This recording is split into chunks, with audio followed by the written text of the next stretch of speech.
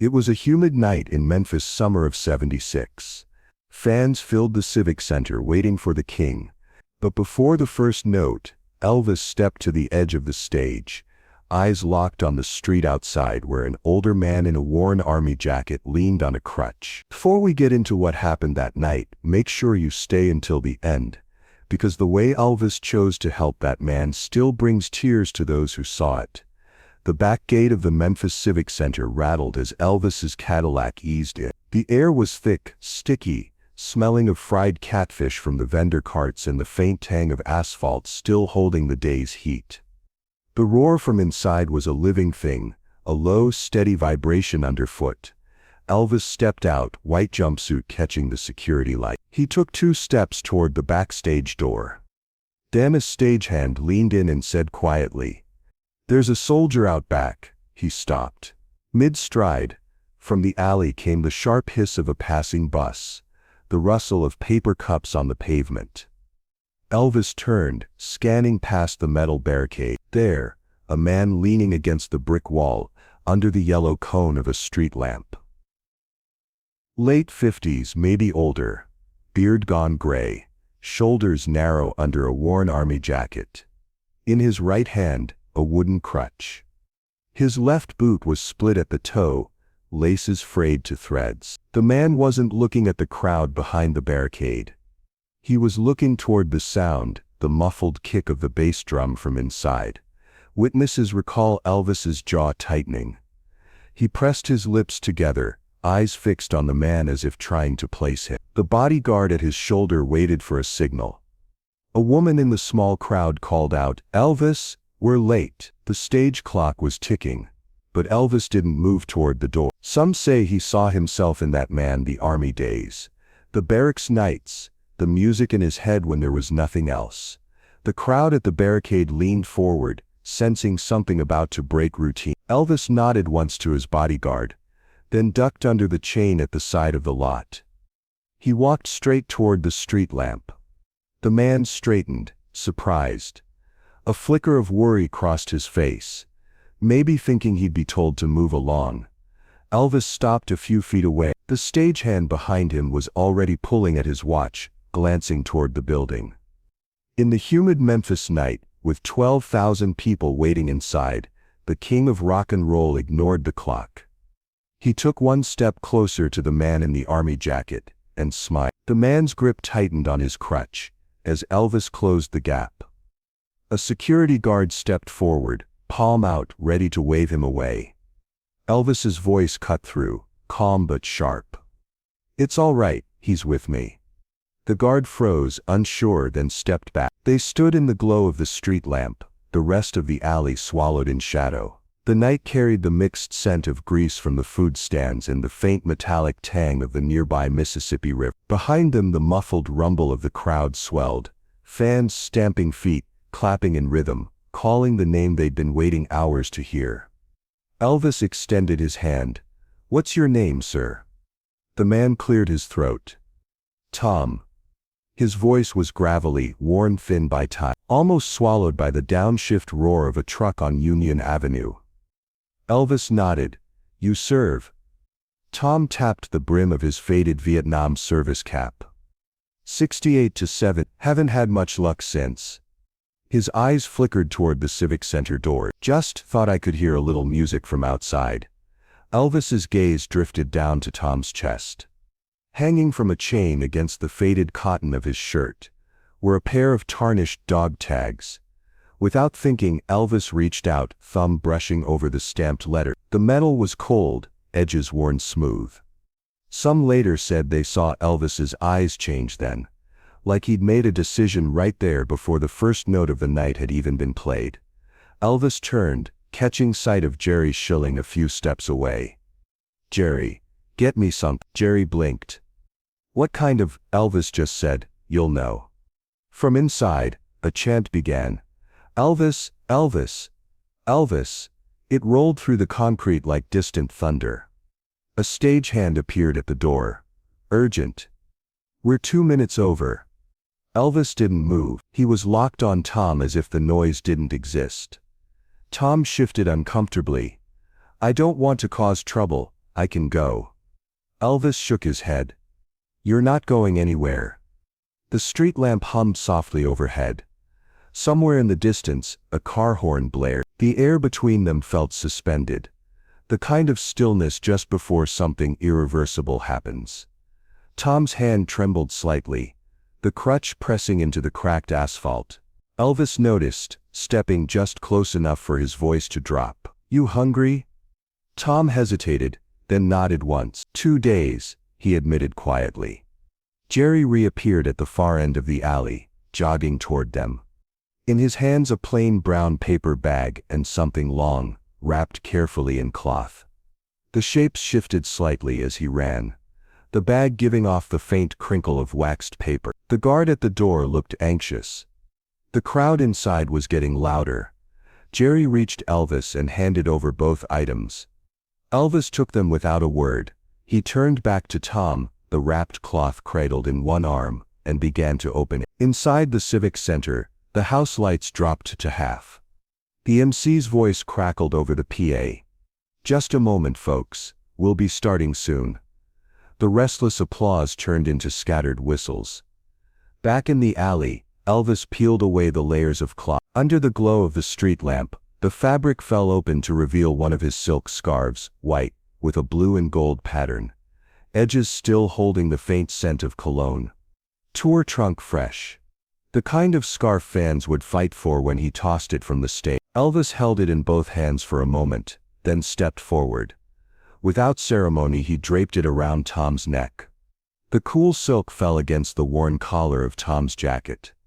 His fingers rose instinctively to touch it, almost afraid it might vanish. Witnesses recall Tom's eyes going glassy, the muscles in his jaw working as if he was holding something back. Elvis's voice was quiet. Looks better on you than me. Jerry passed him the brown paper bag. The bottom was warm. Elvis placed it into Tom's hands. 2 sandwiches. Coke's in there too.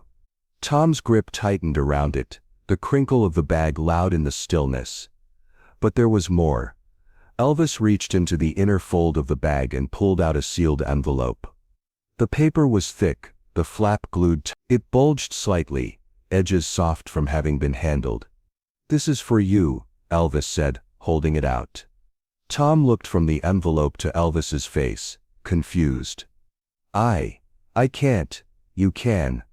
Elvis didn't let go until Tom's fingers closed around it. From the Civic Center came the opening chord of the band warming up. The crowd exploding into cheers, thinking their king was about to appear. But in the alley time seemed slowed to a private moment.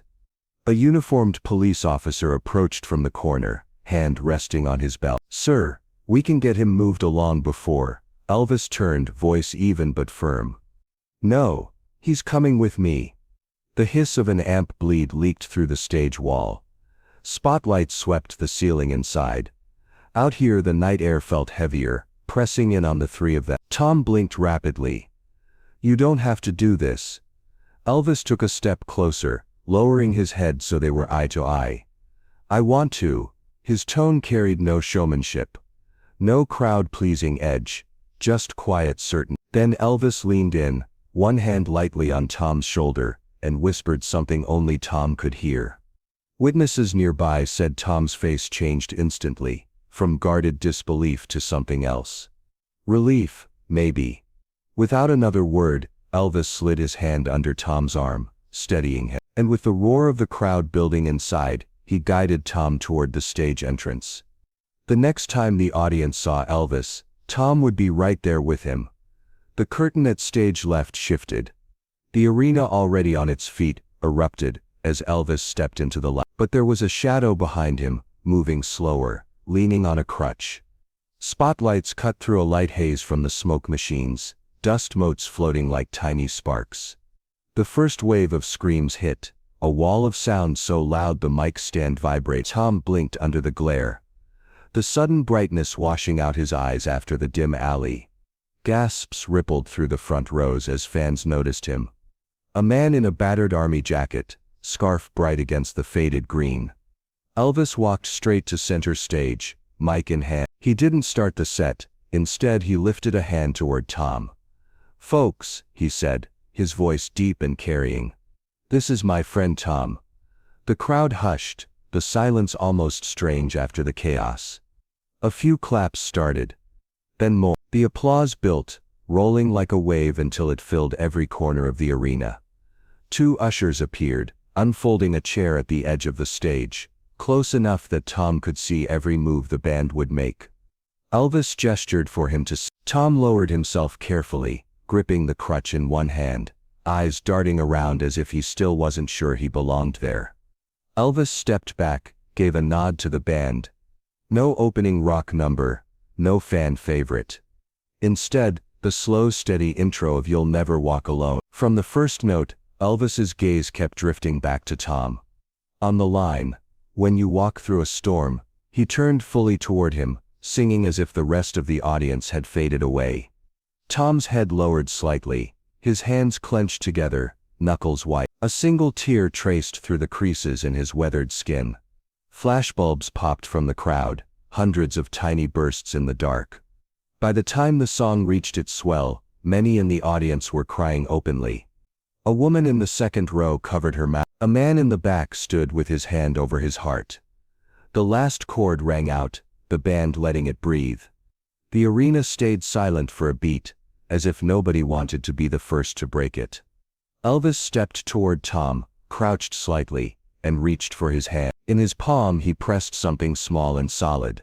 Tom looked down, puzzled. Whatever it was, it would change the rest of his week, and maybe his life.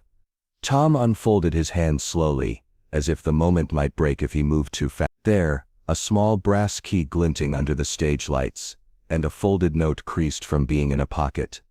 The crowd leaned forward, sensing something unusual was happening. The faint hiss from the amps hung in the air, mixing with the smell of stage polish and hot wiring from the lights overhead. Tom's hands trembled as he opened the paper. In neat, block handwriting it read, "Room 6 at the Peabody.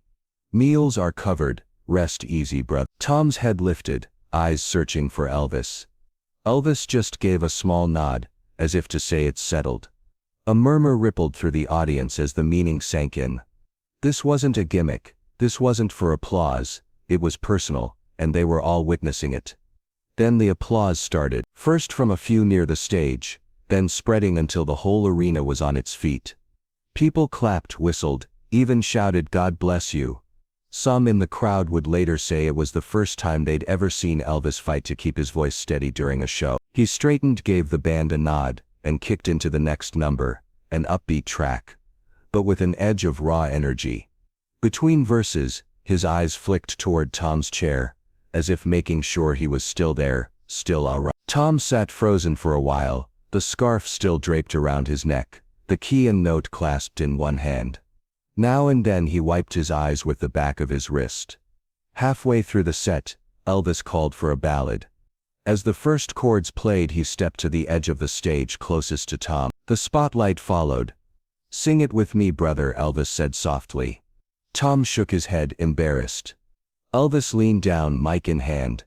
Just the first line, and so, with a cracked but steady voice, Tom joined in.